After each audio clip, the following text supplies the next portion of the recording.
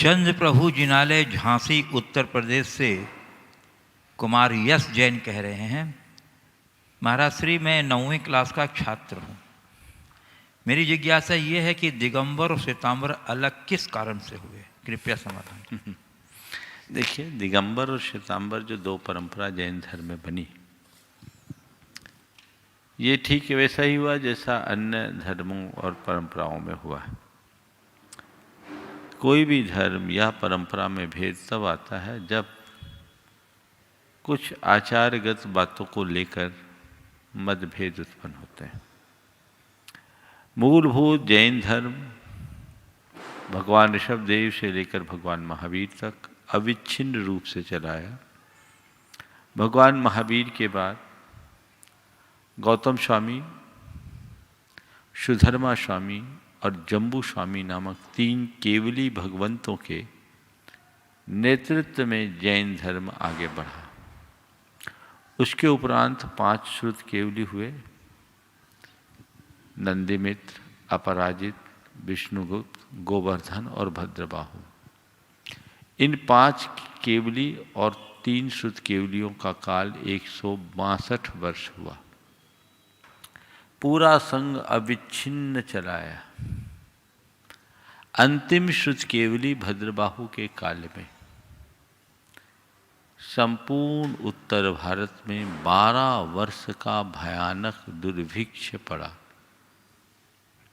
आचार्य भद्रबाहु ने अपने दिव्य ज्ञान से जान लिया कि आने वाले इस दुष्काल में हमारी चर्या अच्छे से नहीं पल पाएगी। उन्होंने संपूर्ण संघ को इस बात का निर्देश दिया और कहा कि हमें दक्षिण प्रांत की ओर प्रस्थान करना है। आचार्य भद्रबाहु के कहने पर मुनियों का एक बड़ा भाग उनके साथ चला। उस समय मगध के सम्राट चंद्रगुप्त थे।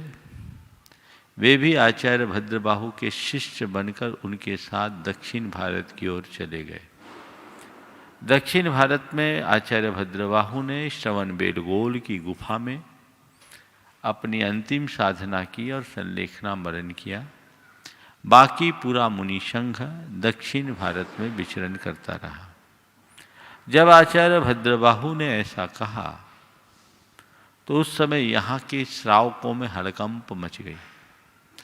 आप लोग चले जाओगे तो हम तो अनाथ हो जाएंगे। महाराज, आप चिंता मत करें, हमारे कोठों में इतना अनाज है कि हम 24 साल के अकाल तक की पूर्ति कर सकते हैं। उस समय एक स्थूल भद्र नाम के मुनि थे जो आचार्य भद्रबाहु के ही शिष्य थे। उनके नेतृत्व में मुनियों का एक हिस्सा उत्तर भारत में रह गया।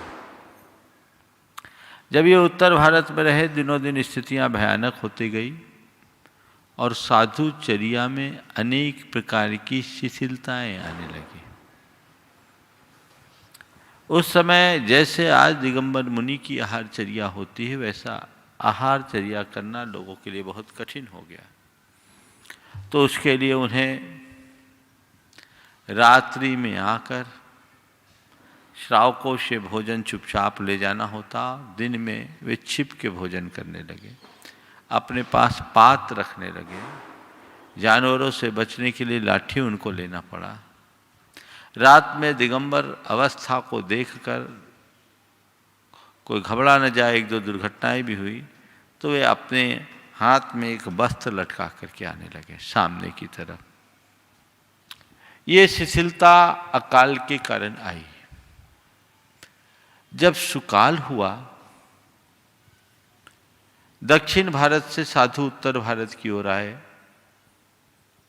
और यहाँ के साधुओं की बदली हुई चर्या देखी तो सबने कहा, भाई भगवान ने तो ऐसा मार्ग बताया ही नहीं, ये मार्ग ठीक नहीं है। तो यहाँ उपस्थित साधुओं ने कहा कि नहीं, भगवान ने 2 प्रकार का मार्ग बताया था, एक जिनकल्प और दूसरा स्थविर कल्प। जम्बू स्वामी के बाद जिनकल्प का लोप हो गया है, अब स्थविर कल्प है और सवस्त्र मुक्ति भी हो सकती है। और उसके लिए उन लोगों ने एक वाचना की। वाचनाओं के आधार पर जिनको जो जो स्मरण में था भगवान महावीर की वाणी पर आधारित, उसके आधार पर पटना में एक वाचना हुई। उस वाचना के आधार पर उसे आगम का रूप दिया गया और उस आगम में कई ऐसी मान्यताएं जोड़ दी गई जिसमें सवस्त्र मुक्ति की सिद्धि होती है और उसी के पक्ष में स्त्री मुक्ति को भी सैद्धांतिक रूप दिया गया। इस प्रकार दिगंबर और श्वेतांबर परंपरा के भेद का बीजारोपण आचार्य भद्रबाहु के काल में होने वाले अकाल के काल में हुआ। धीरे धीरे लंबा चलता रहा, दोनों तरफ से बातचीत होती रही, लेकिन ये शिथिलता बढ़ती गई और एक लंबे अंतराल के बाद दिगंबर और श्वेतांबर दो अलग अलग परंपरा में बट गए। एक सबसे बड़े आश्चर्य की बात तो ये है कि लगभग 7वीं शताब्दी तक की जितने भी जैन प्रतिमाएं हैं, चाहे वो दिगंबर संघ के द्वारा स्थापित हो या श्वेतांबर संघ के द्वारा, सारी प्रतिमाएं दिगंबर ही रही। बाद में उसमें वस्त्र पात्र आदि अंकित किया जाने लगा। बहुत सारी चीज़ें मान्यताओं में जोड़ दी गई, जो कुछ भी है वो लगभग सभी के सभी आचार विषयक नियमों से जुड़े हुई हैं। दिगंबर और श्वेतांबर परंपरा में सिद्धांतगत कोई भेद नहीं है। हम भी अहिंसा को मानते, वे भी अहिंसा को मानते हैं। 5 व्रत दिगंबरों में है तो 5 व्रत श्वेतांबरों में है। जिस अनेकांत सिद्धांत की बात जैन धर्म दिगंबरों में है, वही अनेकांत और शाद्वाद श्वेतांबर में है।